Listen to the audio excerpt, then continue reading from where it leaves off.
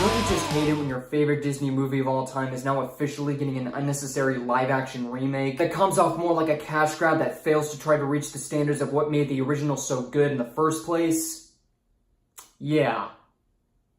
I hate when that happens. But anyway, let's get down to the review. Now, in the past, Disney has had the capability of remaking live-action adaptations of their own individual animated properties. Of course, you would have some surprising material that actually expand upon the original source material, such as Cinderella and Jungle Book. On the other hand, you would end up with poorly constructed, sloppily written cash grabs that are only meant to appease to millennials, and don't do anything new to make the films better other than to exploit nostalgia, such as the live-action remake of Beauty and the Beast, and Maleficent, which I consider to be one of the worst live-action Disney movies that have ever been created out of an animated property. And, shockingly enough, Maleficent is also getting a sequel this year! I am so excited. But alas, in 2019, Disney is still continuing this unoriginality trend by releasing the live-action version of the best Disney animated film of all time, which of course is the highly anticipated The Lion King, Dumbo, which is a movie that was released 2 months ago, which I still haven't seen yet, and the third one is the film we are reviewing right now, the live-action remake of Aladdin. As a young kid growing up, and as a young adult right now, I used to watch the ever-living crap out of the original Aladdin, which is in my top 2 or top 3 favorite Disney movies of all time. It had the visual wonderment and energy of what a Disney movie should have from that particular renaissance, stunning animation, memorable songs, amazing characters to remember, and it was a film that brought the foundation of one of the most iconic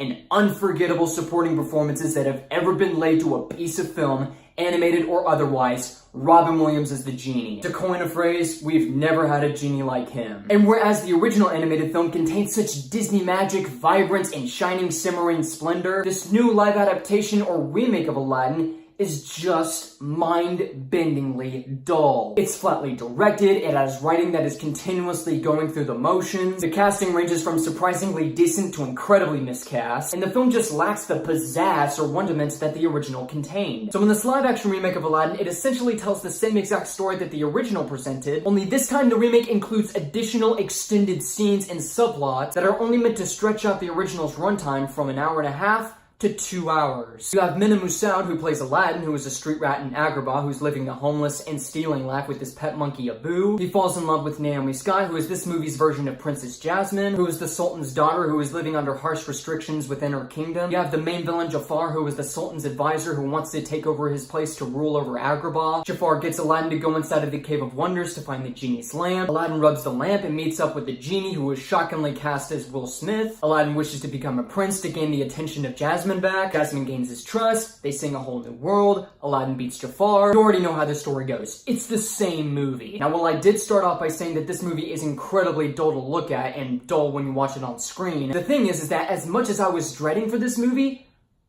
I don't hate it. Which is the biggest shock when I walked out of this movie.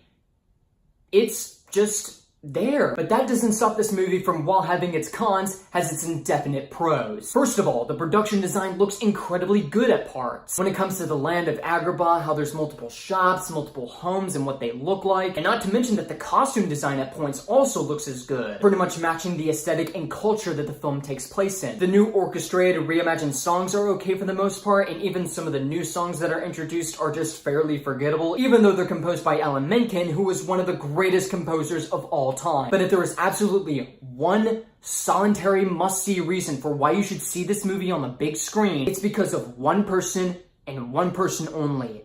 Naomi Scott as Princess Jasmine. It's not simply because of the fact that Naomi Scott in this movie looks like $1 billion in this movie, because, let's be honest, she is. It mainly has to do with her performance in this movie, and seeing how she just got off the recent Power Rangers movie, her performance in this movie is downright impressive. She really does a good job at capturing the essence of what made Princess Jasmine such a prominent character to begin with. She also has a sense of relatability to make you care about her when she's dealing with all these restrictions that have to go on with the kingdom. But aside from her acting performance in this movie, her voice when she's singing the songs is absolutely mind-blowing. Emma Watson, I'm looking at you, because you should definitely be writing notes about this, because this is how you sing without auto-tuning. Okay, actually, I lied. There are some moments, I'll be about 5% of her singing voice that is just basically auto-tuned. But in this movie, there was a part where she sings 2 parts of the song Speechless, which is probably gonna get nominated for an Oscar, because of course it is. But whenever she's singing in this movie, she has the intensity, the passion, and the energy that it makes you go,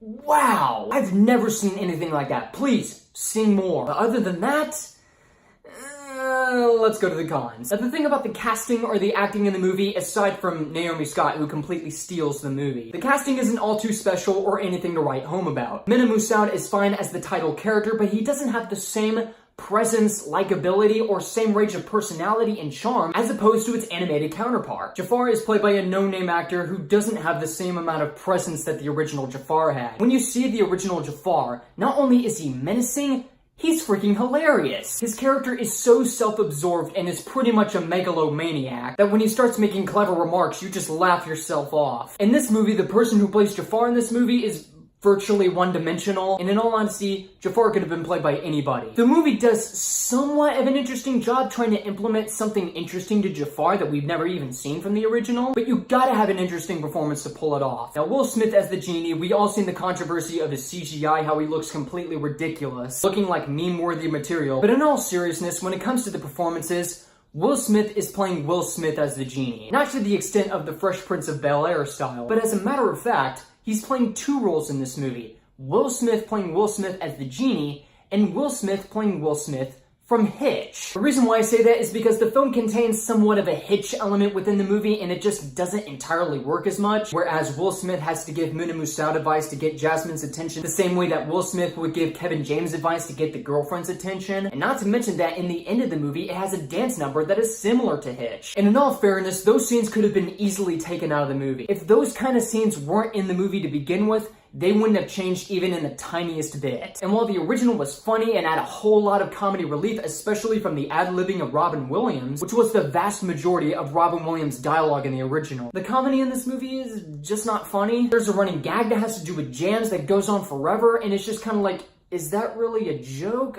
What's going on? I was waiting for something funny to happen, like maybe just have Jafar just say Prince Abubu. That would have been something, that would have been funny. Sure, it references the original, but it would have been something. But my biggest problem with the movie, of course, has to do with Guy Ritchie's direction. Guy Ritchie, who is recently known for creating one of the worst movies of 2017, King Arthur Legend of the Sword, has directing that lacks the wonderment, vibrance, and the pizzazz of the original. There's nothing that pops out, there's nothing that gives life to the film. It just feels flat, standard, uninteresting, especially when directing the musical numbers. For example, in the original, where you see A Whole New World, not only was the singing both good on both of the actors, but it was mainly just all about going outside of your boundaries, going outside of your comfort zone. And it was very prominent for Jasmine because she's never been outside of the kingdom walls before, without having to put on a disguise, of course. And not only that, but they go to multiple locations like China, Greece, Egypt. In this version, I think they just go to like 1 or 2 locations. Probably areas that are within the territory of Agrabah. But there's no sense of joy, there's no sense of grabbing the audience's attention. Except for, hey, you recognize this song, don't you? Especially one of the highlight songs of the film, Prince Ali. Where's the glamour? Where's the excitement? Where's the visually stunning amusement? All you usually see are people marching with some decent choreography and hearing Will Smith's entirely auto-tuned voice. It's one of those elements that just goes to show you that having it animated is way more better than having it installed